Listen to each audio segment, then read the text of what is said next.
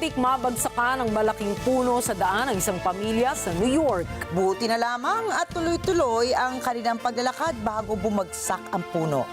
Ang iba pa mga detalye ng balita niyan, ibabahagi maya-maya.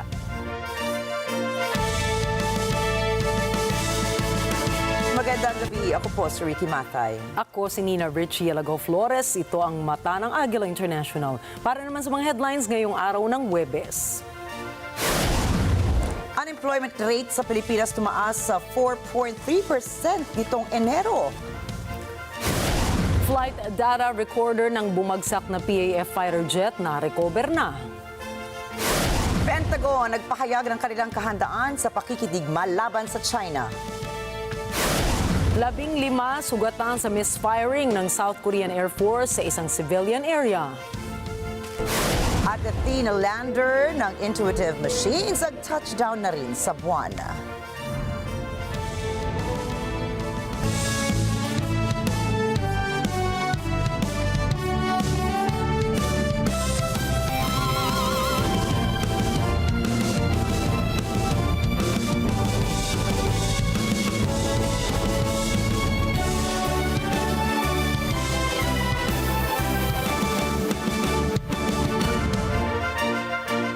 Tumaas ang bilang ng mga walang trabaho sa Pilipinas nitong nagdaang buwan ng Enero. Ayon sa Philippine Statistics Authority o PSA, pumalo ang unemployment rate ng bansa sa 4.3% mula sa 3.1% noong December. Katumbas ito ng estimated 2.16 million jobless Filipinos. Mas mataas ito kung ikukumpara sa naitalang 1.63 million noong December 2024. Ayon sa ahensya, may ambag sa pagdami ng bilang ang mga tambay sa bansa ang pagbaba ng demand para sa mga manggagawa nitong huling bahagi ng 2024. Inaasahan ng Agriculture Department na bababa pa ang kasalukuyang presyo ng bigas at maging ang karneng baboy sa merkado dahil po yan sa epekto ng mga intervention na ginagawa ng ahensya. Sinabi ni Agriculture Assistant Secretary Arnel de Mesa, malaki ang naging ambag ng Rice for All program at paglalagay ng maximum suggested retail price sa mga imported na bigas. Anya, mula sa inisyatibo ng gobyerno, naging negative 4.9 ang rice inflation ng bansa sa nakalipas na 2 buwan.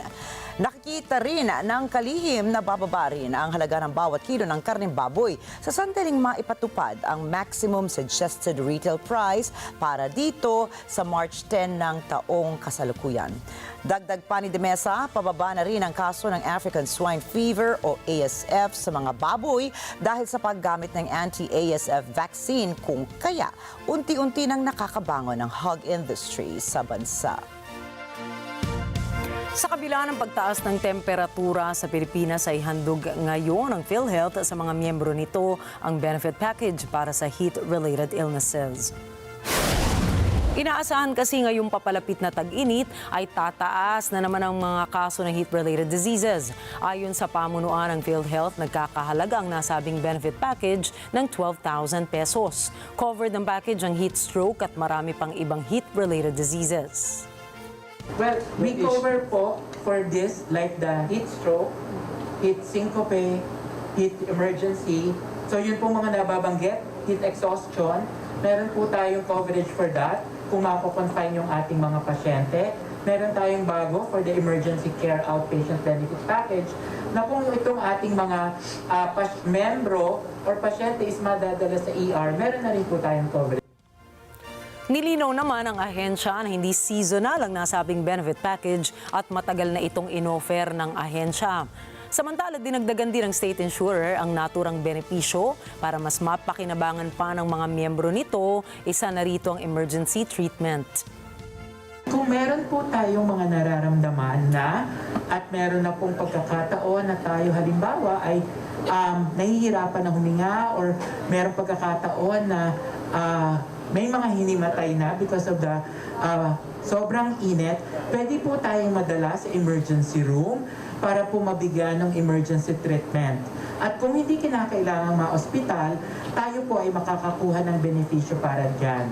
Kung tayo po ay registered member, wala na magiging problema kasi wala namang mga magiging requirements na nahihingi Pero kung hindi pa po tayo registered member, also during that time, makakakuha pa rin tayo ng benepisyo. Para ibsan ang epekto ng maalinsangang panahon sa mga mag-aaral sa papalapit na tag-init, nagtakda po ang Department of Education ng pagbabago sa oras ng pasok sa mga paaralan.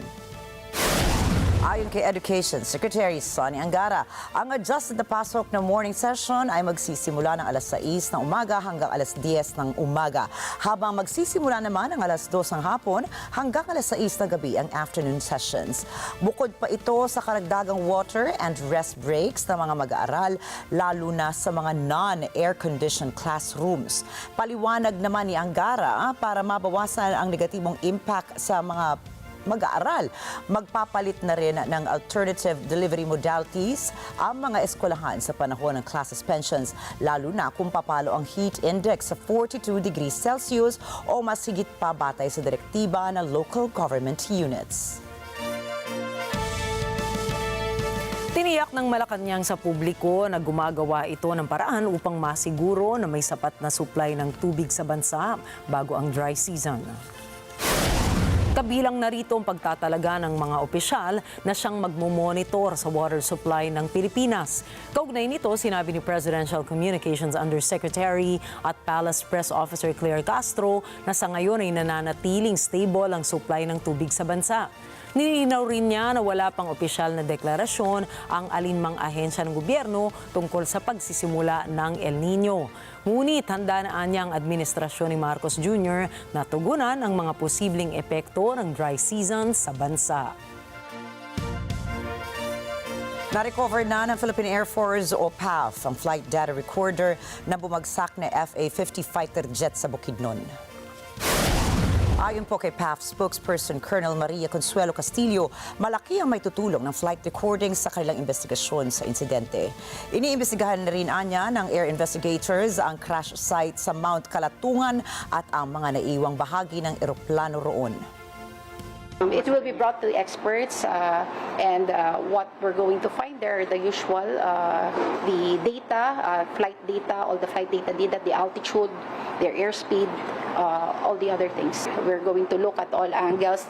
Yes, you've mentioned material factor, mechanical factors, about human factor is about not only about the skills and proficiency, although as I've said, we can assure you that our pilots are very proficient and skilled, but there are also other things that we have to consider. We're going to look at their medical records, their mental state records, and aside from that, environmental is also a factor. What's the wind condition at that time, precipitation, all that will be factored in. Samantala, nakuha na rin ng Air Force ang mga labi ng 2 piloto ng bumagsak na fighter jet. Binitbit na mga sundalo ang katawan ni na Major Jude Asalangoy at First Lieutenant April John Dadulia patungo sa bayan ng Pangantukan, Bukidnon. Yes, by foot po siya dinala ng ating tropa sa 1st Special Force Battalion. Going to pick up also. Bakit sir? Ano mas... From there, the cadavers were transported through a military vehicle going to Cagayan de Oro City sa Lumbia po, Barangay Lumbia, Cagayan de Oro City. Sasailalim muna sa forensic procedure ang mga labi ng sundalo sa Cagayan de Oro upang makasiguro na bangkay nga ito ng 2 piloto na kasama sa misyon. Nagpaabot na rin ng pakikiramay ang Armed Forces of the Philippines sa pamilya ng mga namatay na sundalo. This is a different kind of accident. This is a different kind of accident. Just imagine it's an aircraft accident involving a high-speed aircraft that went down into a mountain. So we could just imagine probably the state of the bodies. We would not want to delve into the details, but we have to make sure that the remains that we got, whatever remains that we got from the pilots, are from the pilots that are really identified in that mission. Naghain ng manifestation ad cautelam ang Senado sa Korte Suprema upang hilingin na i-excuse ito sa pagsusumite ng komento sa petisyon ni Vice President Sara Duterte. Matatandaan na noong nakaraang buwan ay nagpasa ng petisyon ang legal team ni VP Sara upang questionin ang bisa at konstitusyonalidad ng impeachment complaint laban sa kanya. Ngunit sa 3 pahinang manifestation ng Senado, sinabi nito na walang aktwal na alegasyon ng petisyon laban sa mataas na kapulungan. Sinabi rin ng Senado na dahil ang papel nito sa konstitusyon ay ang pagkakaroon ng sole power to try and decide impeachment cases, hindi nila ito posibleng makapagbigay ng komento sa petisyon ni VP Sara. Hiniling din ng Senado na tanggapin ng Korte Suprema ang manifestation nito sa halip na magsumite ng komento sa petisyon bilang pagsunod sa utos ng Korte. Susunod, China handa sa giyera kontra Estados Unidos. South Korea at Estados Unidos nagsimula ng Freedom Shield Military. At Trump team may secret meeting sa mga karibal ni Ukrainian President Zelensky. Yan at iba pang mga balita sa pagbabalik ng Mata ng Agila International.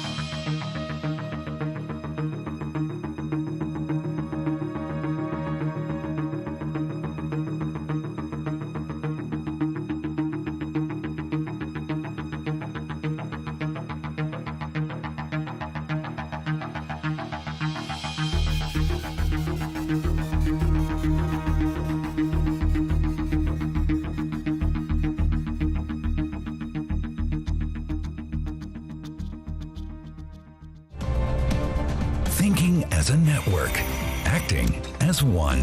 A show about visionaries and their projects.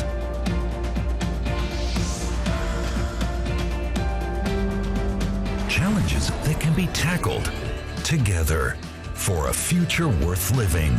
Working for a more united world. Global Us.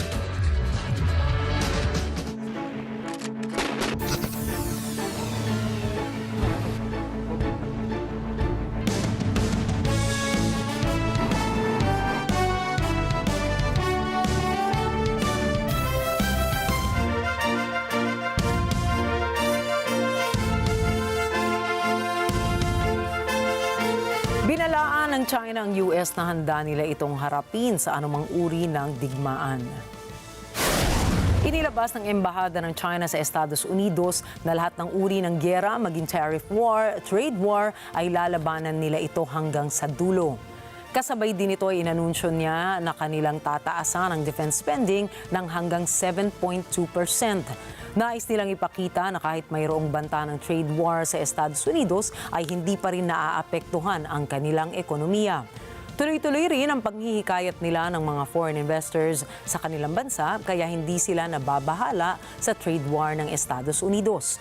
Magugunitang pinatawa ng US ng 20% na taripa ang mga produktong magmumula sa China na ibinebenta sa Estados Unidos habang sa Canada at Mexico naman ay mayroong 25% na pataw na taripa.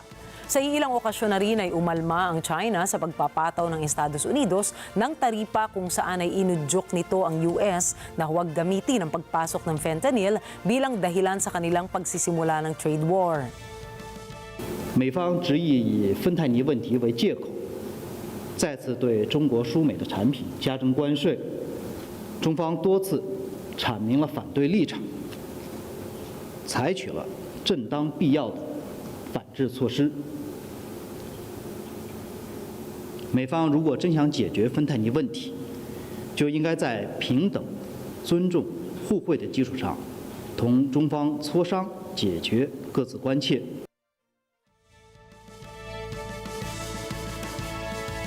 Sinabi ni Defense Secretary Pete Hegseth na handa ang Estados Unidos na makidigma sa China. Kasunod ito ng komento ng Chinese Embassy sa US X, dating Twitter, na nagsasabing kung digmaan ang gusto ng Estados Unidos, maging ito man ay isang tariff war o anumang uri pa ng digmaan, handa ang China na lumaban hanggang sa huli. Depensa pa ng Pentagon Chief. Kaya nga raw isinasaayos muli ng US ang military nito ay dahil nais ng Estados Unidos na pigilan ang digmaan sa mga Chinese o kung sino man. Nauunawaan rin anya ng Pangulo na ang kapayapaan ay dumarating sa pamamagitan ng pagpapakita ng lakas. Binigyan diin ni Hegseth na bilang U.S. Secretary of Defense ay trabaho nitong siguraduhing handa ang Estados Unidos sa digmaan. Kailangan anyang gastusan ang depensa at mga armas sa Indo-Pacific at ito anya ay isang bagay na lubos niyang pinagtutuunan ng pansin. Ayon sa Joint Chiefs of Staff ng Seoul, magsisimula ng taunang Freedom Shield military exercise sa pagitan ng Estados Unidos at South Korea sa susunod na linggo. 한미는 연합방위태세 확립을 위해 3월 10일부터 20일까지 FS 연습 자유의 방패를 시행하기로 하였습니다. By reflecting realistic threats, lessons learned from recent armed conflicts, and evolving challenges such as the Democratic People's Republic of Korea's military strategy, tactics, capabilities, as well as its growing partnership with Russia, the ROK-US alliance will further strengthen its readiness, capabilities, and combined defense posture. Ang joint drills na tatagal hanggang 20 ng Marso ay naglalayong palakasin ang kahandaan ng alyansa ng Estados Unidos sa banta ng North Korean military. Makakatuwang ng South Korea at Estados Unidos ang United Nations Command member states katulad ng Australia, Belgium, Canada, Colombia, France, Great Britain, Greece, Italy, New Zealand, Thailand at ang Pilipinas, kung saan oobserbahan naman ito ng iba pang neutral nations. Binantaan muli ni Donald Trump ang militanteng grupo ng Hamas at mga residente ng Gaza ukol sa pagpapakawala nito ng kanilang mga bihag na Israeli citizens. Sa isang social media post ay sinabi muli ni Pangulong Trump na pagbabayarin niya ang terrorist group kung hindi ito palalayain ang mga bihag sa lalong madaling panahon. Hindi naman ito nakapagpigil at idinamay pa nito ang mga mamamayan ng Gaza kung saan sinabi niyang papatayin daw niya ito kung malaman niyang tinutulungan nila ang mga rebelde ng Hamas na itago ang mga bihag. Inilabas niya ito ilang oras makalipas kinumpirma ng White House na direkta silang nakipag-usap sa mga opisyal ng naturang grupo. Isang paglabaga ng matagal ng prinsipyo ng Estados Unidos na hindi ito makikipag-usap o makikipagnegosasyon sa mga terorista. Matagal nang pinupuntirya ni Trump ang Gaza simula pa lamang ng kanyang termino kung saan ipinangako niya sa Israel na tatapusin niya ang kaguluhan sa Middle East. Sa iilang okasyon na rin, sinabi ni Trump na nais itong sakupin ang Gaza upang gawin itong Riviera of the Middle East. Noong Miyerkules, sinabi ng Ukraine na may positibong development kaugnay ng kooperasyon sa pagitan ng Washington at Kiev.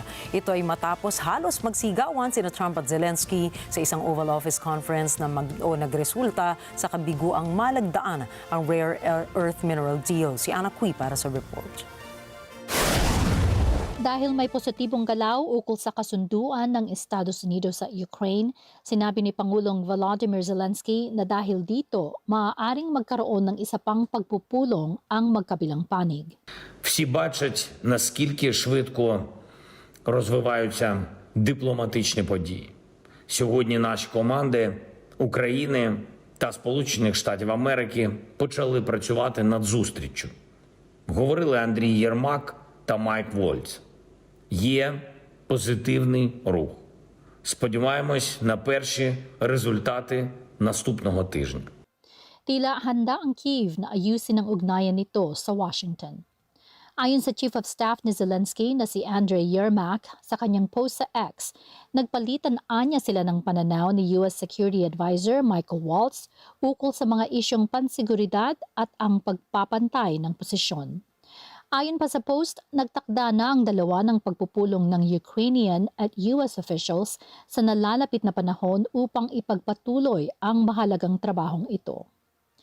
Ang mga pahayag na ito ay kapwa lumabas ilang oras matapos inanunsyo ni CIA Director John Ratcliffe na inihinto ng U.S. ang intelligence sharing nito sa Ukraine.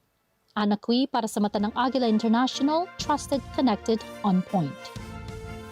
Ayon sa mga pahayagan, nagsagawa ng secret meeting ang 4 na miyembro ng Trump team kasama ang opposition party ng Ukraine.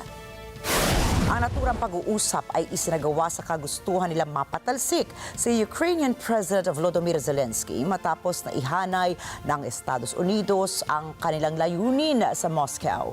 Nakipagpulong ang mga senior Trump allies kina Ukrainian opposition leader Yulia Tymoshenko at iba pa miyembro ng partido ni Petro Poroshenko.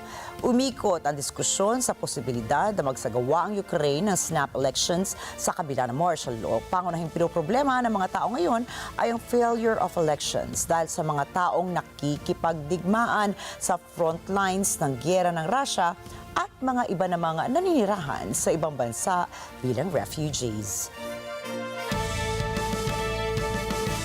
Pansamantalang itinigil ng U.S. ang intelligence sharing sa Ukraine.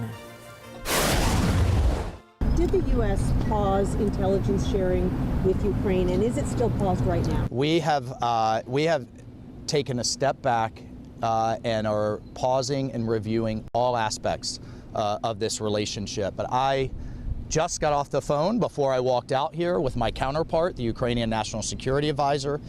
We are having good talks on a location for the next round of negotiations, on delegations, on substance. So just in the last 24 hours since the public statement from Zelensky and then these subsequent conversations, which I'm going to walk inside and continue, I think we're going to see movement in very short order. Kinumpirma ito ni National Security Advisor Mike Waltz kung saan kanila raw munang pag-aaralan ang lahat ng aspeto ng relasyon ng dalawang bansa. Agad naman itong ibinahagi ang nasabing desisyon sa National Security Advisor din ng Ukraine. Sinabi naman ni U.S. Central Intelligence Agency o CIA Director John Ratcliffe na maitutuloy lamang ang intelligence sharing kung tumugon na ang Ukraine sa hiling ng Estados Unidos. Ayon sa mga eksperto, inaharangan ng Estados Unidos ang lahat ng tulong na ibinibigay nito sa Ukraine upang mapilitan ang nasabing bansa na mapagbigyan ang kagustuhan ni U.S. President Donald Trump. Giit naman ng Ukraine, isa sa pinakaimportanteng parte ng rare earth mineral deal ay ang security guarantee ng Estados Unidos na nais nilang makuha kapalit ng pagpirma ng trade deal nito sa US. Ang security guarantee ay ang parte ng isang kasunduan na nagsisigurong hindi muling susubukan ng Russiang sakupin ang ibang teritoryo ng Ukraine matapos ang pagpirma nito. Сьогодні ж на ставці були деякі спеціальні питання нашої державної стійкості. Всі можливі сценарії ми пропрацьовуємо. Пропрацьовуємо так, щоб захистити Україну. Базовий сценарій – зберігати позиції та забезпечити умови для правильної дипломатії, для якнайшвидшого завершення цієї війни. Достойним миром. Мир нам потрібен, саме мир справжній, чесний, а не війна, нескінченна. І гарантії безпеки потрібні. Відсутність гарантій безпеки для України 11 років тому дозволили Росії почати з окупації Криму та війни на Донбасі. Потім відсутність гарантій безпеки дозволила Росії розпочати повномасштабне вторгнення. І зараз через відсутність визначених гарантій безпеки саме Росія тримає цю війну в розпалі. І це бачить весь світ, і це визнає весь світ.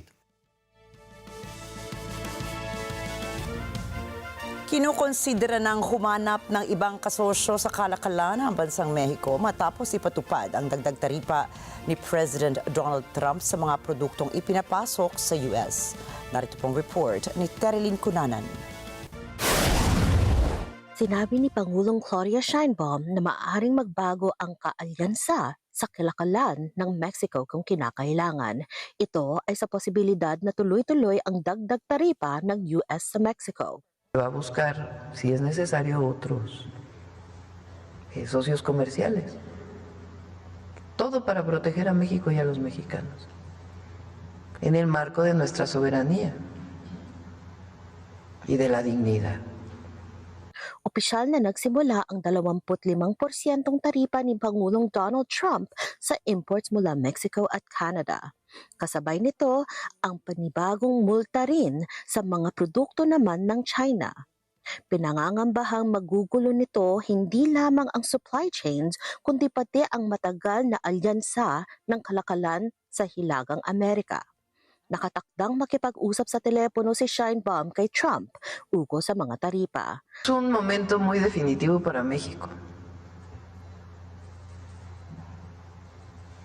Dependiendo de lo que pase, pues estos días, hasta el domingo. No va a haber sumisión. México es un gran país y las mexicanas y los mexicanos somos valientes, resistentes y el pueblo de México tiene mucha fuerza y nuestra economía está bien. Bahagyang lumalakas ang Mexican peso ng 0.84% noong Miyerkules sa 20.41 per US dollar. Sa isang alipa ni Sheinbaum para sa nasyonalismo, nanawagan ito para sa isang rally sa linggo sa makasaysayang Zocalo Square kung saan ididetalye niya ang tugon sa US na anya ay kinabibilangan ng ganting taripa. Terilyn Cunanan para sa Mata ng Agila International. Trusted, connected, on point. Nalilito ang mga mamamayan ng Mexico dahil sa dagdag taripa ng Estados Unidos na opisyal na nagsimula noong Martes. Kasama nilang naguguluhan ang mga Amerikanong naninirahan doon din sa Mexico. Alamin natin kung ano-ano ang kanilang mga dahilan mula kay JC Yumul. Ayon sa mga nasa Mexico, sadyang naguguluhan sila sa trade war ni US President Donald Trump. Marami sa kanila ang umaasang panandalian lamang ang dagdag taripa. Ayon sa mga residente, nalilito sila kapwa sa dahilan ng US sa pagpataw ng taripa na kabilang ang pagpasok ng fentanyl sa Amerika at sa tugon ng Mexico dito. Ayon kay Larry Rubin, presidente ng American Society of Mexico, nag-aalala sila sa sitwasyon. Nagbababala ito ukol sa epekto ng taripa sa mga mamimili sa buong rehiyon. Representing so many U.S. corporations here in Mexico, we are definitely very worried about the tariffs, and tariffs are bad for the consumer at the end of the day. We also understand that tariffs don't make sense in the regional buildup that we've been doing for the last over 30 years. So at the end of the day, we know it is something to make sure that fentanyl is fought in the U.S. as well. And we hope that these measures are temporary. We hope that the Mexican government makes sure to work with President Donald Trump in resolving what he sees as opportunities to fight the organized crime, which has been a cancer in Mexico for decades and has also now been a cancer to the U.S. Ayon kay Cesar Maciel na isang entrepreneur, hindi makatarungan ang dagdag taripa. Pienso que está mal fundamentado esto de los aranceles del 25% porque hasta donde entiendo yo el pretexto es que les enviamos fentanilo, ¿no?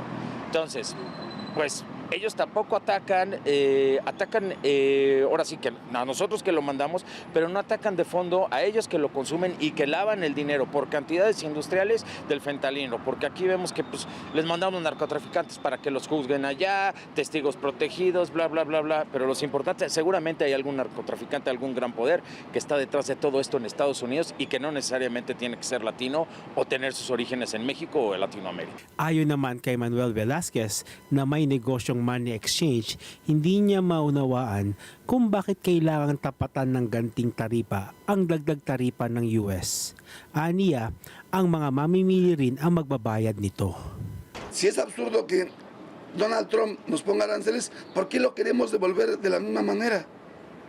Al grado de que de antemano sabemos que el consumidor es el que va a pagar el impuesto, sea el 25 o el 30. Para kay Rodrigo Diaz na isang empleyado, ang balikan ng taripa ay may tunay na dahilan na hindi pa lumilitaw hanggang ngayon. No, ya han sido varias veces entre que estamos que sí se aplican los aranceles, no se aplican los aranceles. La última vez se había dicho que bueno, se iba a ir hasta abril y apenas el fin de semana fue que no, ¿saben qué? Siempre para el 4 de marzo vamos a aplicarlo. Entonces como que este titubeo siento que pues más bien trae algún otro trasfondo que aún no ha salido a la luz. Nagsimula ang 25% na taripa ni Pangulong Donald Trump noong Martes. Kasabay nito ang 20% naman sa mga produkto ng China. Isang pasimula ng gerang pangkalakal na sinasabing haharang sa pagsulong ng ekonomiya at magpapataas sa presyo ng bilihin para sa mga mamamayan. JC Yumol para sa mata ng Agila International, Trusted, Connected, On Point. Sabay na nagprotesta ang mga residente ng New York at Washington, D.C. ilang oras bago humarap si U.S. President Donald Trump sa Kongreso sa unang pagkakataon mula nang maging Pangulong muli. Narito ang report ni Jeff Sanidad. Makalipas ang 6 na linggong pamumuno ni President Donald Trump, humarap ito sa Kongreso ng bansa upang manalumpati.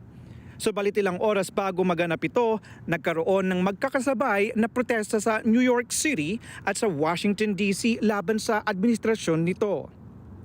Katanghalian nitong Martes, ilang daang demonstrador ang nagprotesta sa harap ng Fox headquarters sa Midtown Manhattan.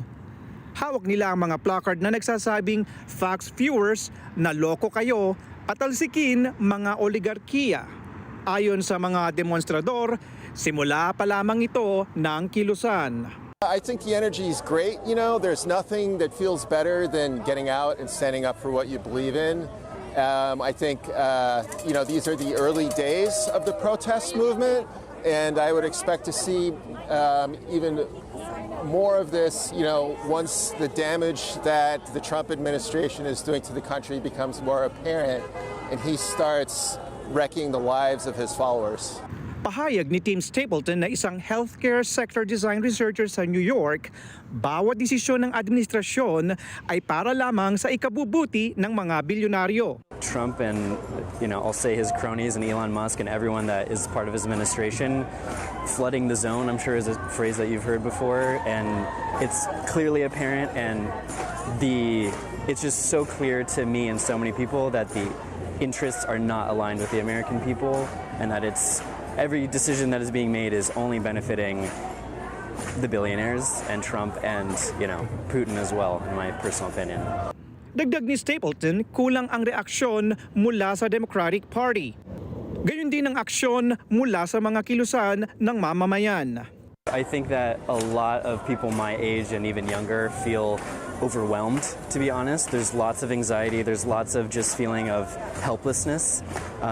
Getting out in person is, I think, tough because there takes an awareness of these kinds of events going on and a centralized sort of body of organizing these kinds of things. I personally think that we need to see a little bit more of a response from the Democratic Party as well as just general people-based resistance movements.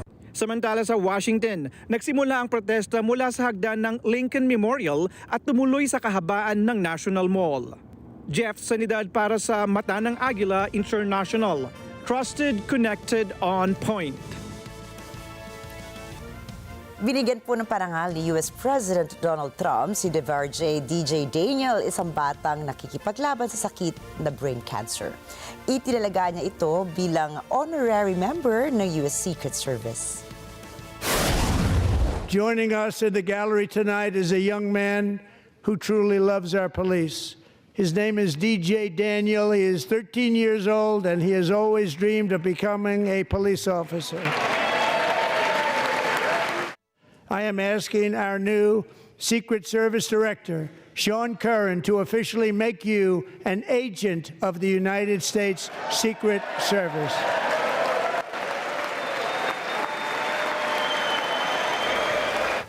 Pinuri ng Kongreso ang desisyon ni Trump at tumanggap din ng standing ovation ang batang si Daniel dahil matapang nitong hinaharap ang kanyang sakit na cancer. Para kay Trump, ipinakita lamang ni Daniel ang kahalagahan ng katapangan sa harap ng kanilang bansa.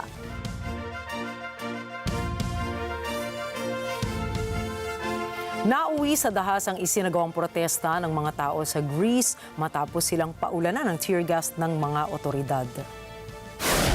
Ang kilos protesta ay ginawa para sa ikalawang anibersaryo ng pinakamalaking train crash sa kasaysayan ng bansa na ikinamatay ng 57 katao. Ikinagalit naman ang karamihan ng naging pagtugon ng gobyerno sa naturang insidente. Ayon sa mga tao ay may tinatagong impormasyon ng mga otoridad upang protektahan ang ibang korporasyon upang hindi sila maparusahan. Sa ngayon, 2 taon nang nakalipas ay nakabinbin pa rin ang kaso at investigasyon sa korte ng Athens. Sa araw ng mismong protesta ay nagdagsaan ng nasa 100,000 katao papunta sa Syntagma Square sa Athens kung saan sinubukan nilang magmarcha patungo sa kanilang Parliament Building. Sinalubong naman sila ng mga kapulisan na nagbato naman ng tear gas canisters at ginamitan ng water cannons upang pigilan ang mga tao na lumusob sa Parliament Building. Bilang tugon ay binato naman ng mga rallyista ng petrol bombs ang mga otoridad na nagresulta sa madugong engkwentro. Sa ngayon ay wala pang nilalabas na komento ang pamahalaan ng Greece ukol sa insidente.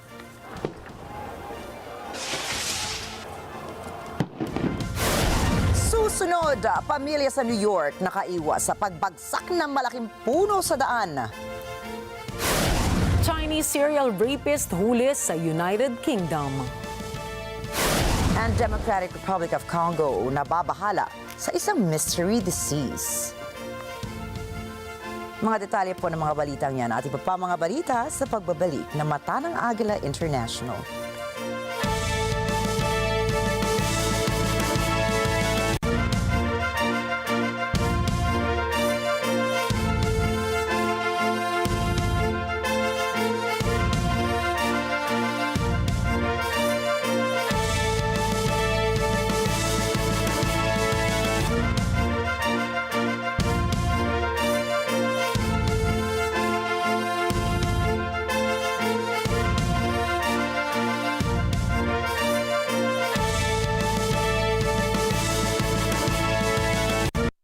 Alam namin ang iyong pagsisikap. Dama namin ang iyong mga sakripisyo. Kita namin ang pagharap mo sa bawat pagsubok. Kaya sa kabila ng mga hamon ng buhay, nandito kami para umalalay. Kasi katulad mo, gusto rin namin ang magandang bukas para sa kanya. Hatid namin ang dekalidad na edukasyon at makabagong pasilidad sa abot kayang halaga. Kaya huwag ka na mangamba. Sasamahan ka namin tuparin ang mga pangarap niya.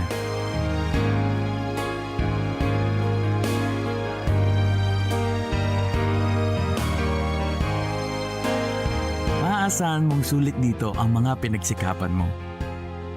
Sa aming mga makabagong pasilidad at sistema ng edukasyon.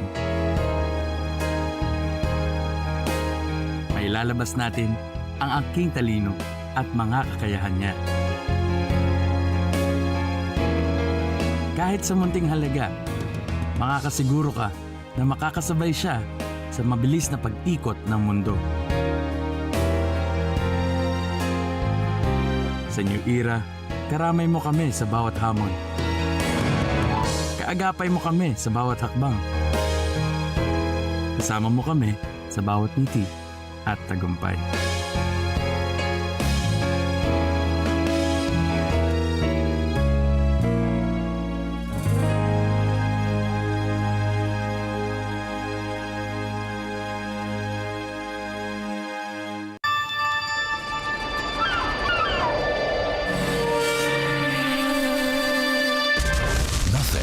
Is quite as simple as it seems.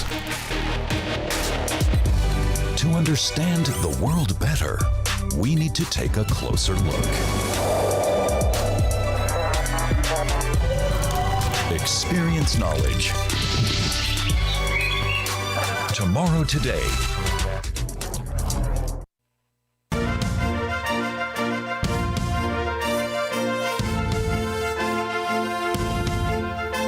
Nagbabalik ang Mata ng Agila International at sa pagpapatuloy po ng ating mga balita ngayong gabi. Puspusan na ang paghahanda ng mga residente sa Brisbane, Australia habang papalapit ang Cyclone Alfred sa kanilang bansa. Ayon sa Bureau of Meteorology ng Australia, inaasahang magla-landfall sa Queensland ang bagyo bukas o kaya naman ay sa araw ng Sabado. Anila, ito na ang unang bagyo na tatama sa rehiyon sa loob ng ilang dekada. Inaasahan na ng ahensya na tatama at aabot sa 95 miles per hour ang hanging dala ng Cyclone Alfred. Pinalilikas na rin ng mga otoridad ang mga residente malapit sa mga baybayin dahil inaasahang maaapektuhan ang nasa 2.7 milyon na kataong naninirahan sa Brisbane. Mahigit 700 na mga paaralan at mga paliparan sa Queensland ang sinuspinde na rin dahil sa inaasahang landfall ng bagyo sa syudad.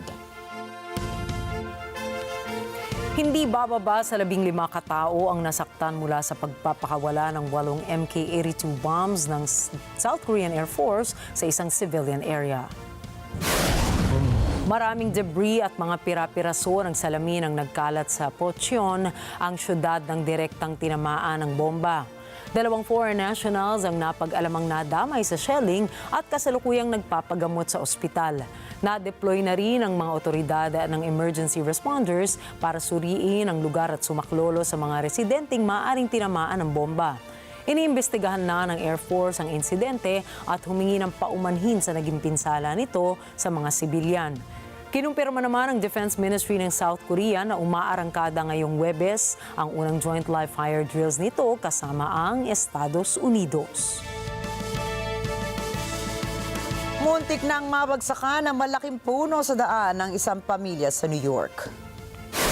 Ayon sa lokal na ulat, naglalakad ang mag-anak sa isang kalsada sa Brooklyn.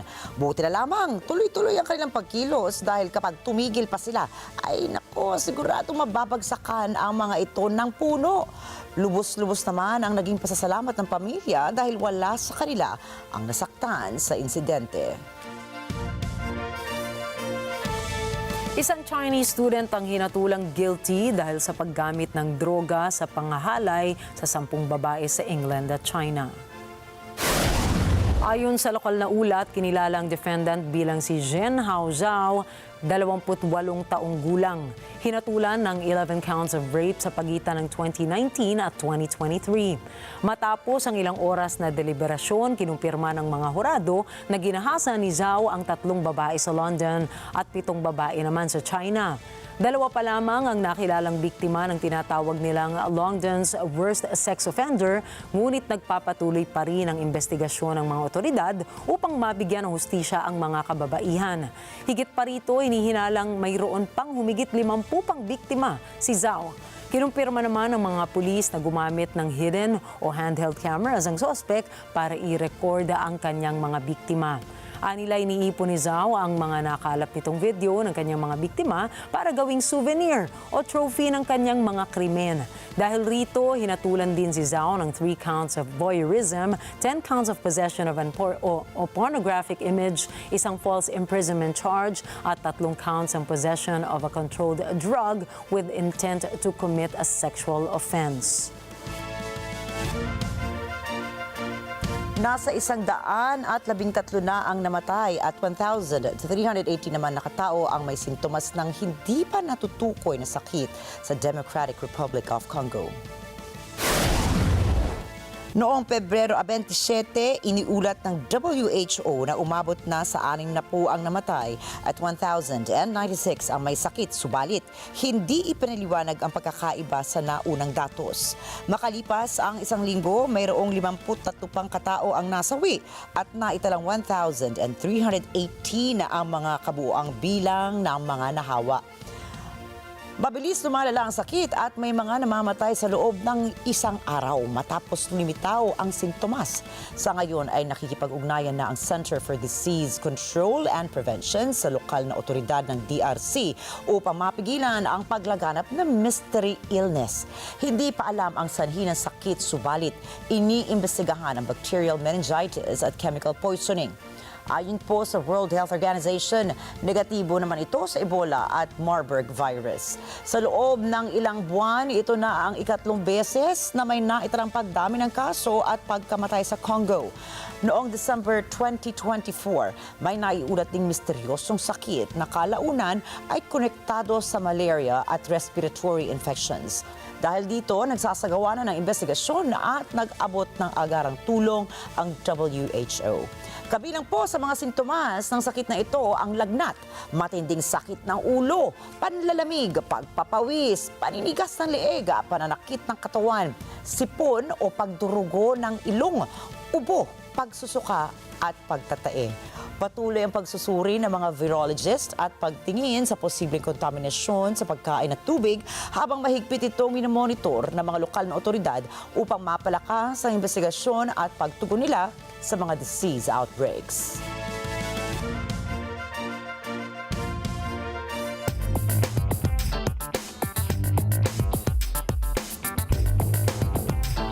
Isang Hong Kong-based company ang pumayag na ibenta ang dalawang terminals nito sa Panama Canal ports sa Estados Unidos o U.S investment firm na BlackRock.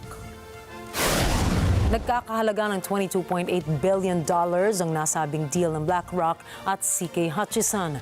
Sakaling matupad ang negosasyon, mapapasakamay din ng BlackRock ang 43 ports ng CK Hutchison na nakakalat sa iba't ibang bahagi ng mundo.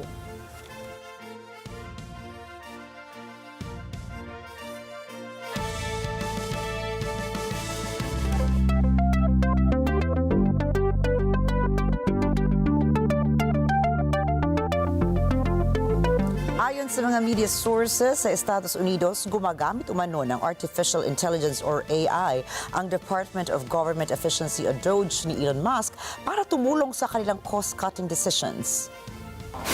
Ito ay sa gitna ng pagsibak sa trabaho ni U.S. President Donald Trump sa mga empleyado ng DOGE para matugunan ang $1 trillion cut para sa federal budget deficit ng Washington. Dahil dito, maraming mga tactic AI experts ang nababahala sa ginagawang hakbang ni Musk. Anila maaaring pagsimulan ito ng security breach at paglabag na rin sa civil rights ng mga Amerikano. Nitong Pebrero, napaulat na ongoing ang development ng custom AI chatbot ni Matt o ni Musk para sa U.S. General Services Administration na kung tawagin ay GSAI. Anila gagamitin ito para mag-analyze ng malaking bulto ng mga contract at procurement data ng gobyerno. Samantala, tinawag naman ng ilang kritiko sa issue ang ginagawang kilos ng DOGE bilang cut first, fix later na siyang estilo ring ginamit ni Musk sa kanyang pag-acquire sa Twitter 2 taon na ang nakalilipas. Hindi naman nagbigay ng komento ang kampo ni Trump, ang DOGE at maging ang U.S. Office of Personnel Management hinggil sa issue. Matapos ang matagumpay na touchdown ng Firefly moon lander sa buwan, ay sumunod namang lumapag doon ang pambato ng space firm na Intuitive Machines, ang Athena lander. 8 araw makalipas ang launching nito mula sa Earth, ay naging smooth ang paglalakbay ng Athena patungo sa buwan. Ayon sa National Aeronautics and Space Administration na NASA, nag-touchdown ang Athena lander malapit sa lunar South Pole ng buwan. Layo ng Athena lander na magmasid ng halos 10 araw sa paligid nito at kumuha ng datos mula sa mga crater. Taong 2024 nang dumating sa buwan ang Odysseus lander, ang unang lander ng Intuitive Machine, pero nagkaroon ng aberya sa landing nito. Tumagilid kasi ito at hindi na nagawa ang inaasahang misyon nito na mag-obserba sa buwan. Umaasa naman ang Intuitive Machines na wala sanang maging problema sa misyon ng Athena lander.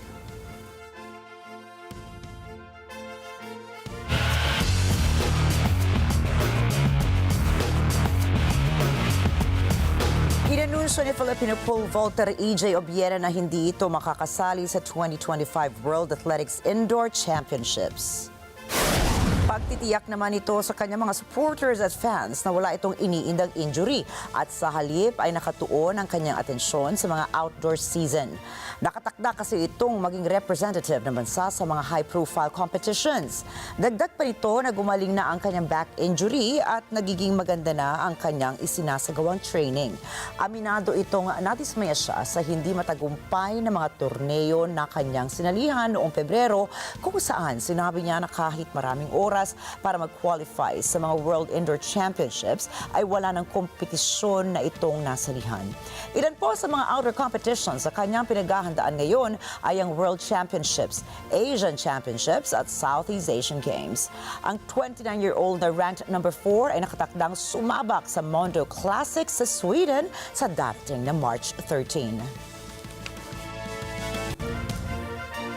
Kinumpirma na ni FIFA President Gianni Infantino na magkakaroon na ng halftime show ang 2026 Men's World Cup.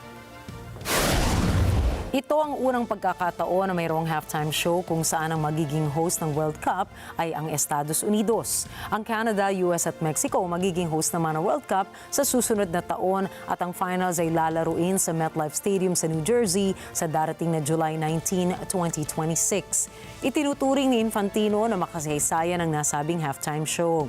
Kinakausap nila ang sikat na bandang Coldplay na tutulong sa pagsasagawa ng halftime show.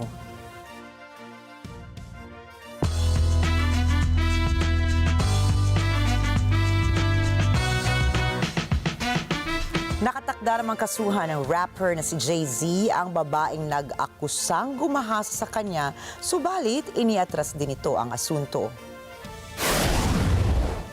Nitong Pebrero, iniurong ng biktima ang kaso at na-pressure lamang umano ito para makahingi ng pera.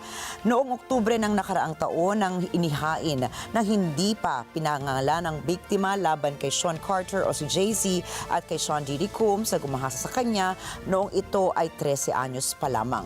Mariing itinanggi ng dalawang nasabing akusasyon. Isinampa naman ni Jay-Z ang kasong defamation sa Federal Court of Alabama.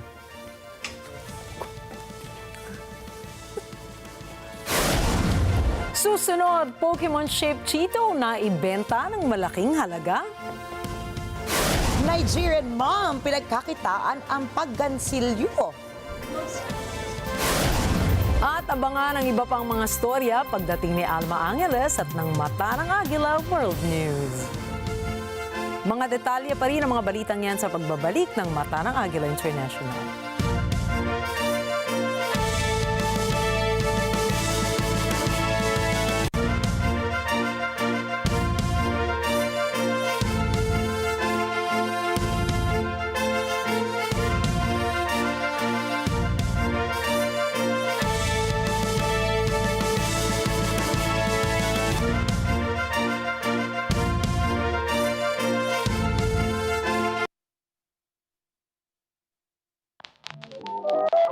This Sunday on Cine Throwback.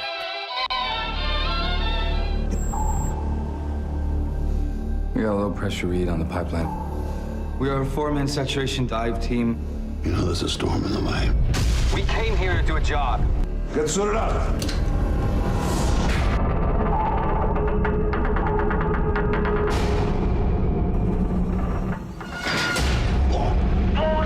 Get on the radio! Belt to surface. Belt to surface. Dropping at speed. Full stop on the belt. Brace yourselves, brace! Are you okay? Mitch, talk to me. We're losing oxygen. Talk to me!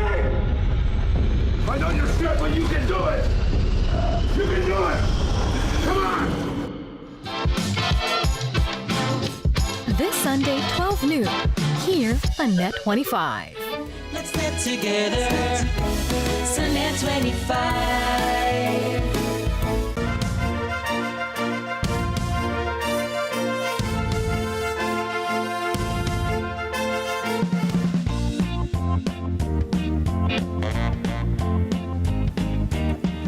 Isang Pokemon-shaped Cheeto ang naibenta sa Golden Auction House sa halagang $87,840. Ang bibihirang piraso ng junk food na ito ay isinelyo sa isang clear card storage box at pinangalanan na Cheeto Zard. Ayon sa lokal na ulat, nasa pagitan ng taong 2018 at 2022 nang natagpuan at prineserba ang 3-inch Cheeto bilang limited collector's item. Ang Cheeto Zard ay isang reference sa Charizard, isang fictional character sa palabas na Pokemon. Isang ina sa Nigeria ang lubos na nagsisika para matugunan ang mga pangangailangan ng kanyang pamilya. Kaya para may mapagkunan po siya ng panggastos, ginawa niyang puhunan ang kanyang simpleng childhood hobby na paggawa ng crochet sa pagnenegosyo. Si Ifunanya Nwakudo ay nagsimulang matuto ng crocheting nang siya ay nag-aaral pa lamang ng elementary. Subalit pagdating ng taong 2021, kanya nang nalaman ang potential ng crochet sa shoe industry. Kayang gumawa ni Nwakudo ng higit sa 100 pares ng sapatos para sa kanyang mga kliyente. Ayon sa kanya, masusing pinipili niya ang gagamitin mga materyales sa paggawa ng sapatos para maging fashionable and long-lasting ito. Anya, isinasalang-alang niya ang satisfaction ng kanyang mga customer para mumuli ulit sa kanya. Mula rito ay umaasa si Nwakudo na sa susunod na dekada ay lalago pa ang kanyang negosyo.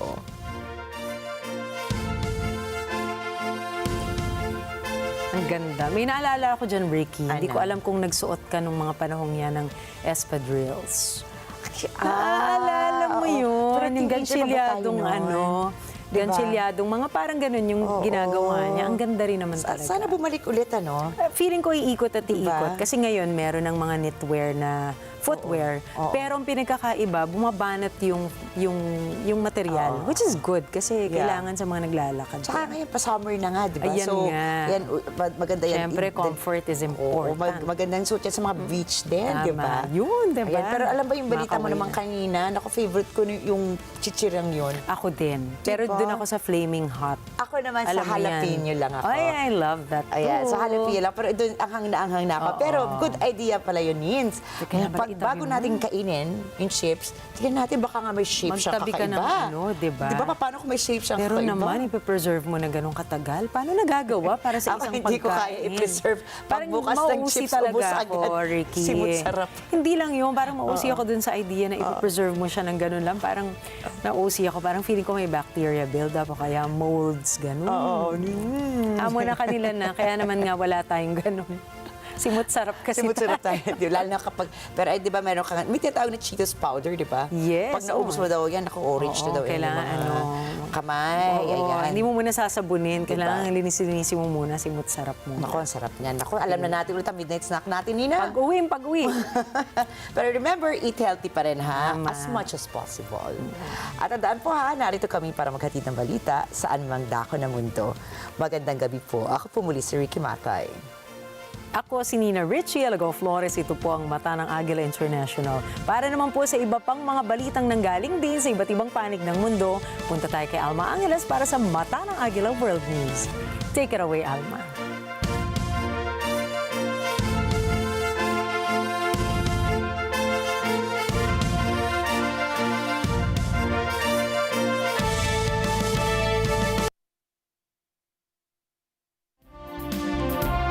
Thank you, Nina and Ricky. Good evening, everyone. I'm Alma Angeles for NET25 World News on tonight's headlines.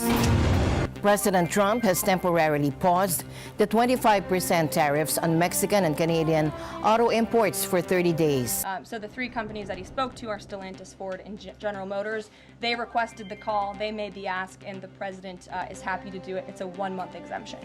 News out of Washington, the CIA has officially paused intelligence sharing with Ukraine, according to Director John Ratcliffe's announcement. And this comes just days after the U.S. suspended military aid to Kiev. We have taken a step back and are pausing and reviewing all aspects of this relationship. And the news starts now.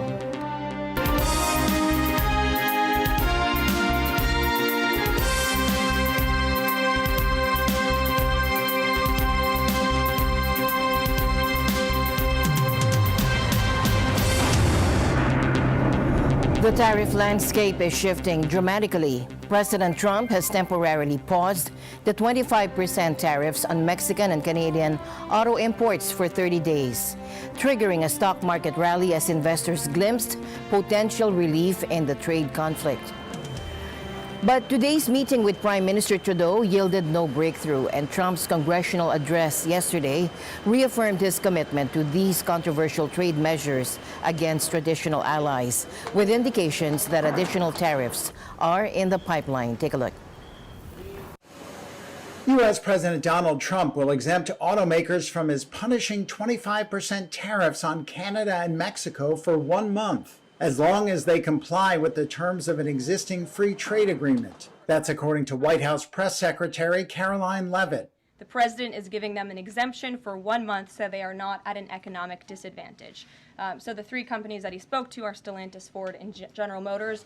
They requested the call, they made the ask, and the president is happy to do it. It's a 1 month exemption. Auto stocks rose on the news. Trump is also open to hearing about other products that should be exempted from the tariffs, which took effect Tuesday, the White House said. The levies pose extreme difficulties for automakers, which produce vehicles in all three countries and often ship parts across North American borders multiple times as they get built up into systems and finished vehicles. Automakers have expressed support for boosting U.S. investment, but want certainty over tariff policies as well as on vehicle emissions rules, two industry sources told Reuters. Trump also might eliminate the 10% tariff on Canadian energy imports, such as crude oil and gasoline, a source familiar with the discussion said. The announcement came after a phone call in which Trump said on Truth Social he told Canadian Prime Minister Justin Trudeau that his country is not doing enough to stop fentanyl smuggling. He said that he was not pleased, as you said. He said it's not good enough. He told Prime Minister Justin Trudeau that directly. The call ended in a somewhat friendly manner, as the president said, but he's not going to stop standing up for the American people. Talks will continue between the two countries, Trudeau's office said. The tariffs could threaten to derail Canada's fledgling economic recovery and could trigger a recession, as the country relies on the United States for 75% of its exports and a third of all imports. Trade tensions may already be hurting the United States. New data released on Wednesday showed slowing payroll growth, as well as lower wage growth for workers who switch jobs, with uncertainty around Trump's policies a likely factor. The tariffs are not just about protecting American jobs. They're about protecting the soul of our country. Tariffs are about making America rich again and making America great again, and it's happening, and it will happen rather quickly. There'll be a little disturbance, but we're okay with that. It won't be much. No, you're not. Oh. And look where Biden took us, very low, the lowest we've ever been. News out of Washington, the CIA has officially paused intelligence sharing with Ukraine, according to Director John Ratcliffe's announcement. And this comes just days after the U.S. suspended military aid to Kiev. And analysts are saying this is clearly Trump's way of pressuring President Zelensky to engage in peace talks with Russia. The United States has paused intelligence sharing with Ukraine, the latest dramatic reversal in what had been vital military cooperation as Washington helped Kyiv battle a brutal Russian invasion. The move stands to significantly hamper Ukraine's ability to defend itself in the midst of the largest conflict in Europe since the Second World War. And it further piles pressure on Ukrainian President Volodymyr Zelensky to cooperate with U.S. President Donald Trump's demands in convening peace talks with Russia. The decision, announced Wednesday by CIA Director John Ratcliffe, illustrates the Trump administration's willingness to play hardball with an ally, to force it to the negotiating table just days after halting U.S. military aid to Kyiv. U.S. National Security Advisor Mike Waltz. We have taken a step back and are pausing and reviewing all aspects of this relationship. But I just got off the phone before I walked out here with my counterpart, the Ukrainian National Security Advisor. We are having good talks on a location for the next round of negotiations, on delegations, on substance. A day before Wednesday's announcement, Ukrainian lawmaker Serhiy Rachmanin expressed his concerns to Reuters about whether Washington would allow other partners to pass on information. They have the ability to limit the amount of information that our partners can share with us. That is, the problem here is not only and not so much about the restrictions on the information the United States have. The issue is what possible restrictions they may impose on the transfer of information from our partners.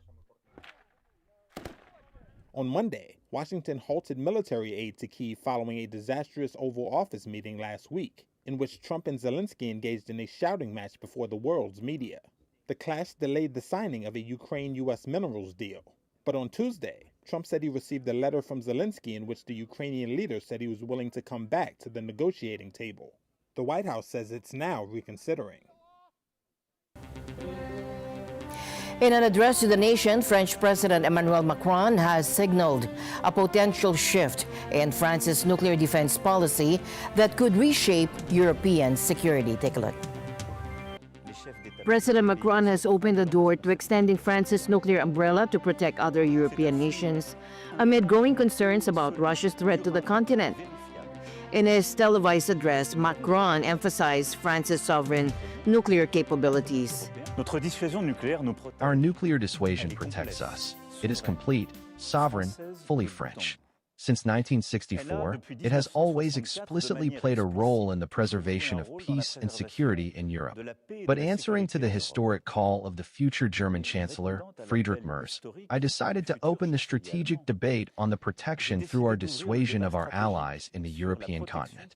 Whatever happens, the decision has always been and will remain in the hands of the French president. La décision a toujours été et restera entre les mains du président de la République. This comes after German Chancellor-designate Friedrich Merz questioned NATO's future and called for discussions with France and Britain about expanding their nuclear protection. Historically, France's nuclear strategy has been strictly defensive, designed to protect only its own vital interests. The policy dates back to the Cold War era, when President Charles de Gaulle established an independent nuclear force. Today, France's nuclear arsenal includes approximately 290 warheads deployed via Rafale fighter jets and nuclear submarines, all under the direct command of the French president. Meanwhile, Russian officials have responded harshly. Senior Russian Senator Konstantin Kosachev condemned Macron's assessment. He said such an erroneous analysis leads to fatal errors. Macron maniacally imposes on his citizens, allies, and the entire world a completely false concept of what is happening. The Russians are coming. Such false conclusions and false suggestions lead to the abyss. Meanwhile, a Russian missile struck a hotel in Kryvyi, Ukraine late Wednesday, killing 4 and injuring 31, with many in critical condition. Ukrainian President Volodymyr Zelensky shared a video of the rescue efforts, revealing that a group of international volunteers narrowly escaped harm by seeking shelter just in time. The attack was part of a broader assault involving 2 ballistic missiles and 112 drones. While Ukrainian air defenses intercepted many of the drones, the attack underscored ongoing vulnerabilities amid escalating tensions. 8 people were injured in South Korea after bombs dropped by an Air Force jet landed in a civilian district, damaging houses and a church during military exercises in Pocheon. Now, an official with Gyeonggi-do Bukbu Fire Services said out of the 8 people wounded, 2 were seriously hurt. Pocheon is about 40 kilometers northeast of Seoul, near the heavily militarized border with North Korea. South Korea's Air Force issued an apology for the incident, adding that 8 500-pound Mk-82 bombs from a KF-16 jet fell outside the shooting range during joint live-fire exercises. Residents in the area have protested about the disturbance and potential danger from nearby training grounds for years. The Defense Ministry said earlier on Thursday that South Korea and U.S. forces were holding their first joint live-fire exercises in Pocheon, linked to annual military drills due to start next week. South Korea and the United States will kick off their annual Freedom Shield exercises on March 10, Monday, according to Seoul's Joint Chiefs of Staff. The joint drills, which will run until March 20, aim to strengthen the readiness of the alliance for threats such as North Korea. Severe, unrelenting rains are turning streets into rivers across Spain, and emergency crews are working round the clock to rescue those stranded by the floodwaters, while communities face dangerous conditions and schools remain closed. Beverly Madrid gives us an update from Spain. Yes, Alma, the region Castellon has been hit hard by relentless heavy rains. Streets have transformed into rivers, making travel nearly impossible. Emergency services have been working tirelessly, rescuing numerous individuals trapped in their vehicles on flooded roads.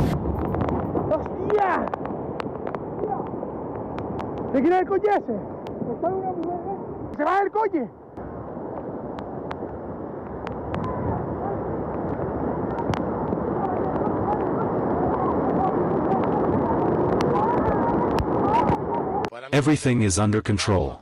We just met with local police and Guardia Civil. There are 15 roads closed and we have registered incidents in 15 houses. We couldn't get to the other part of the town yet because the river Turin has overflowed. The Spanish Meteorological Agency NET has issued a red alert for Castellon due to the severity of the downpours. In response, local authorities have closed schools to ensure the safety of students and staff. The situation is equally dire in the Canary Islands. In Gran Canaria, particularly in the city of Telde, torrential rains have led to severe flooding. Dramatic footage shows cars being swept away by powerful currents, underscoring the intensity of the situation. Tragically, the extreme weather has claimed lives. In Murcia, a 50-year-old farmer was found deceased after being swept away by flash floods. He was a well-known and beloved figure in the community, leaving behind 2 teenage children. Looking ahead, adverse weather is expected to persist throughout the week.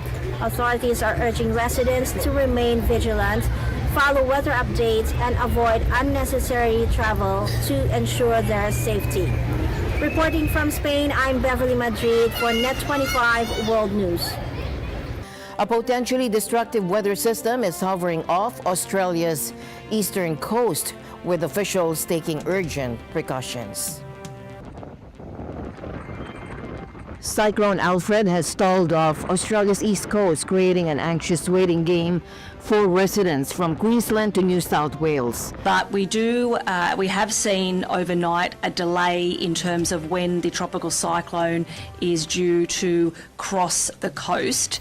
This does not mean, however, that there is any reduction in terms of the severity of this future event. In fact, now we're already seeing rainfall at significant levels, and people on the north coast are already responding to this, and they are living in it at the moment.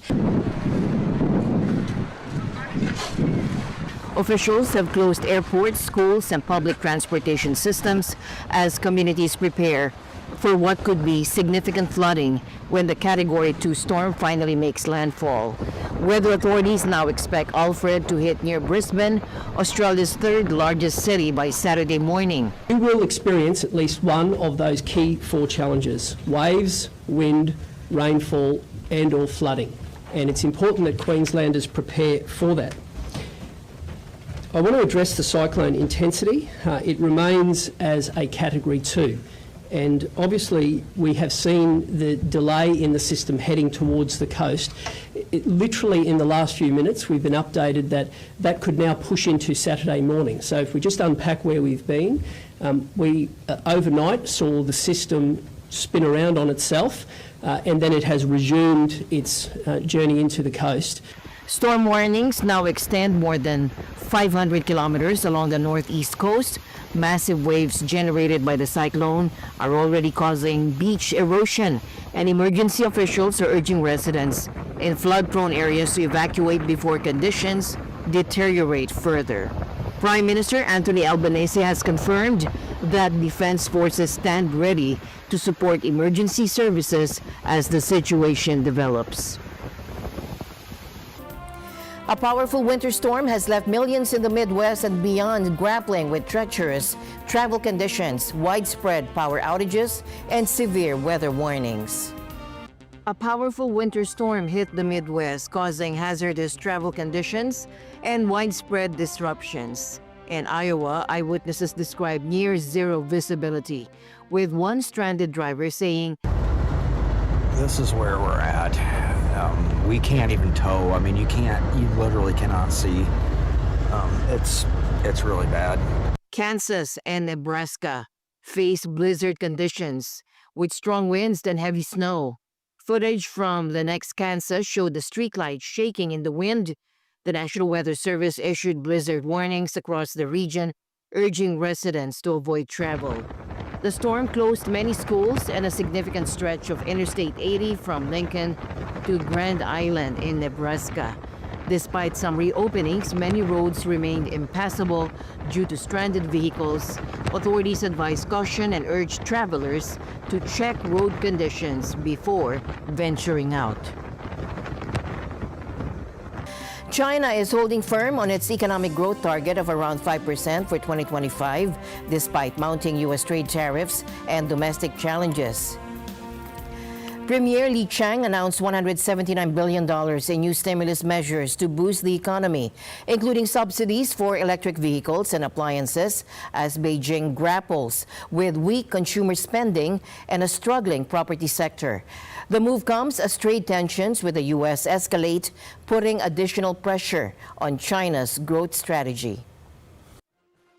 China's parliament is holding its annual meeting under the shadow of U.S. tariffs. With President Xi Jinping looking on, lawmakers on Wednesday committed extra money to boost the economy. China will now issue some $179 billion in special bonds to lift growth. That includes money to subsidize purchases of electric vehicles, appliances, and other goods.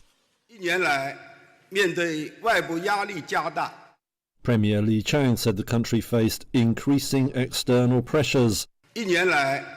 Over the past year, amid increasing external pressures and growing internal challenges, China has faced a complex and severe situation. Under the strong leadership of the CPC Central Committee with Comrade Xi Jinping at its core, people of all ethnic groups across the country have forged ahead with determination, overcome difficulties, and ensured overall economic stability with steady progress. The main economic and social development goals for the whole year have been successfully achieved. Since coming to power in January, US President Donald Trump has added 20% to existing tariffs on Chinese goods. China's average tariff on our products is twice what we charge them. And economists bet there could be more to come. China on Tuesday shot back with its own duties on US exports, and the mounting trade war has put pressure on Beijing to take new stimulus measures. China also faces headwinds including weak household spending and a debt-laden property sector. Even so, Li said the country would set the same growth target as last year.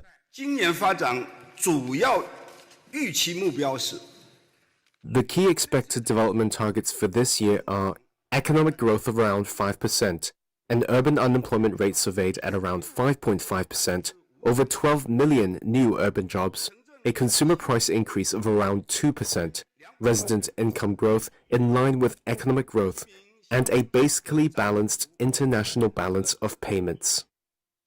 Since the pandemic, China has bet on what it calls new productive forces, pouring money into things like advanced manufacturing. But economists have urged Beijing to do more to reduce the country's dependence on exports. On Wednesday, Li said the government would take steps to boost household spending, currently far below the global average. However, he offered no timeline for the measures. Now, China's newly imposed tariffs on U.S. agricultural products are set to alter global trade dynamics, driving the world's largest agricultural importer to increase its procurement of meat, dairy, and grains from South America, Europe, and Pacific nations. Take a look. China's new tariffs on U.S. farm goods are poised to reshape global trade flows. The country retaliated swiftly on Tuesday against fresh U.S. duties, announcing hikes of 10% and 15% to import levies, covering $21 billion worth of American agricultural goods. Now, China, the world's top agricultural importer, will need to source more meat, dairy and grains from countries in South America, Europe and the Pacific. Analysts and industry experts say shipments to China from key soybean supplier Brazil, top wheat exporter Australia and major pork supplier Europe could surge as a trade war hots up. China is the largest market for U.S. farm exports. It took over $29 billion worth of products in 2024. So any shift in trade flows could create opportunities for rival exporters. That would continue a trend in which China has curbed dependence on U.S. agriculture since the trade war during President Donald Trump's first term. European and South American meat shipments to China are expected to rise as a result. But China's reliance on the U.S. for chicken feet is likely to continue. Experts say alternatives would be difficult to source fully and quickly. About half of U.S. soybean exports go to China. The latest tariff on U.S. soybeans heralds even greater reliance on Brazil and Argentina. Now, Malaysia is discussing with chip companies based in the country whether they can absorb the impact of potential U.S. tariffs on semiconductors, according to Trade Minister Tengku Zafrul in an interview, as the country looks to hedge against risks to its export-driven economy. If it happens on our semiconductor industry, definitely will have a negative impact, right? That's why we're discussing with the companies, because it will how we expect the country, or expect the country is that depending on the level of tariff, whether that tariff will be absorbed by the consumers, right? That means the tariff will continue, the export will continue to happen, but someone has to pay for the higher cost. Will it be the consumers or will it be the company that absorb? When we talk to the data center players, the Microsoft, the Googles, the AWS, the rest of them, there is not a concern because the allocation under Tier 2 is adequate, right? And the concern is who will use it, right? There is more on that's why I mentioned about the security, safeguards, etc. on that technology. Not so much.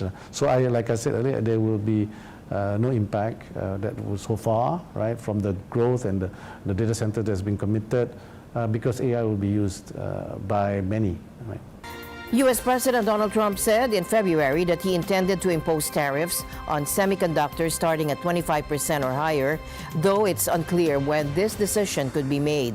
I'm going to be announcing tariffs on cars and semiconductors and chips and pharmaceuticals, drugs and pharmaceuticals and lumber probably and some other things over the next month or sooner. And it's going to have a big impact on America. We're bringing our businesses back. If they don't make their product in America, then they have to pay a tariff. But if they do make their product in America, they don't have to pay any tariff, which will bring, it's all going to bring trillions of dollars into our treasury, or it's going to mean that there won't be any taxes because we won't have a fair base. The Southeast Asian nation is home to a large semiconductor industry, including top U.S. multinationals such as Intel and Global Foundries, and is one of the top exporters of chips to the U.S. In a historic and controversial move, the United States has confirmed direct talks with Hamas, marking the first engagement with the group since it was designated a terrorist organization in 1997. The discussions led by U.S. hostage envoy Adam Boehler in Doha aim to secure the release of American hostages held in Gaza and explore a broader agreement to end the ongoing war, while President Trump has issued stern warnings to Hamas, threatening severe consequences if hostages are not freed. Take a look. Washington confirmed on Wednesday it had held direct talks with militant group Hamas to free U.S. hostages held in Gaza, while U.S. President Donald Trump said again the group would have hell to pay if it didn't comply. Talking to Hamas breaks a long-standing taboo against negotiating with groups the U.S. sees as terrorist organizations. Hamas was declared a terrorist group in 1997. Sources told Reuters U.S. hostage affairs envoy Adam Boehler recently met with Hamas officials in Doha. When asked about the talks, White House Press Secretary Caroline Leavitt said Hezbollah has the authority to speak directly with Hamas. Israel was consulted on this matter. And look, dialogue and talking to people around the world to do what's in the best interest of the American people is something that the president has proven is what he believes is good faith effort to do what's right for the American people. Meanwhile, Trump issued a stark new threat against Hamas on social media. He demanded the group release all of the hostages now, not later, including the remains of dead hostages, or he would send Israel, quote, everything it needs to finish the job. Before he took office, Trump made similar threats, but again did not specify the exact action he might take if Hamas didn't comply. The U.S. had long avoided direct engagement with the Islamist group, which raided southern Israel on October 7, 2023, sparking the devastating war in Gaza. A source said the recent discussions aimed to try and secure the release of Eden Alexander, a New Jerseyite believed to be the last living American hostage held by Hamas. He appeared in a video published by Hamas in November last year. 4 other U.S. hostages have been declared dead by Israeli authorities. And the news continues here on NET25. We'll be right back.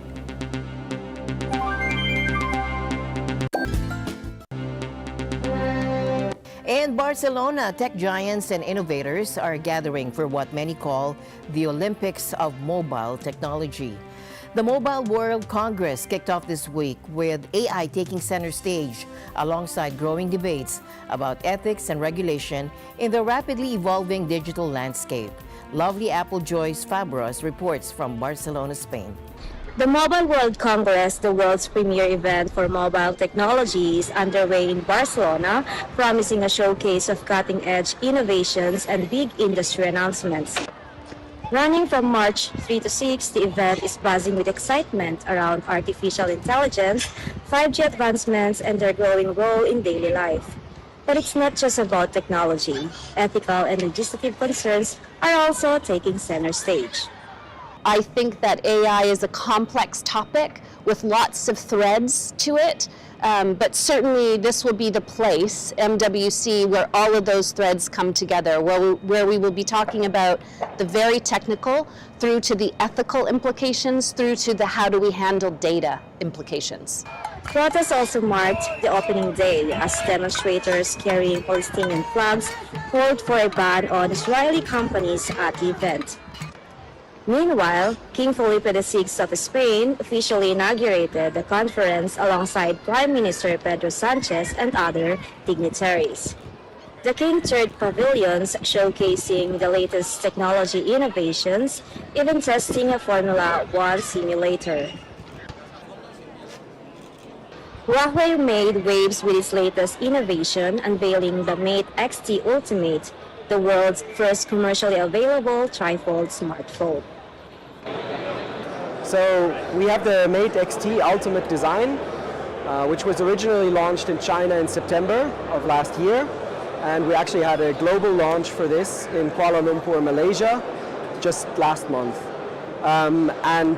This is basically the first trifold smartphone that you can buy commercially. But what we have is we have an extra fold that kind of goes like so, right? So outward folding phone that only used the hinge like this, and only later did we launch a phone with a hinge like we fold two ways, inward and outward. Our first foldable phone, aspects of folding into a single device, making this, well, essentially. One highlight comes from Chinese company Honor, which unveiled its AI-powered deepfake detection technology. Our deepfake detector can effectively inspect tiny details of pixels on your screen, so it can detect those deepfakes. It can identify the deepfakes and to tell our customers within 6 seconds. Will be showed on the capsule right here, and we press the start detection button. Let's see what's going to happen. Another major reveal came from Xiaomi, which launched its flagship Xiaomi 15 Ultra smartphone. With this phone, we want to reach the unlimited end of technology. AI continues to dominate discussions at Mobile World Congress. Renowned AI expert Jürgen Schmidt-Huber predicted a future where artificial intelligence becomes accessible to all. AI is truly going to be for all. It's not a few big companies that are going to dominate everything. No, even today it's not clear whether they are going to be very profitable by, selling AI services. No, the great profiteur of AI is going to be the little man, and AI will be 1,000,000 times better for the same price 30 years from now, and everybody is going to profit greatly from that. As Mobile World Congress unfolds, it is clear that discussions here will shape the future of technology and how it integrates into our lives. Reporting from Barcelona, Spain, this is Lovely Apochois Fabros for NET25 World News. Back to you, Alma. And with that, we end tonight's broadcast. For everyone here on NET25, I'm Alma Angeles. Thank you all for joining us. We'll see you back tomorrow. Good night.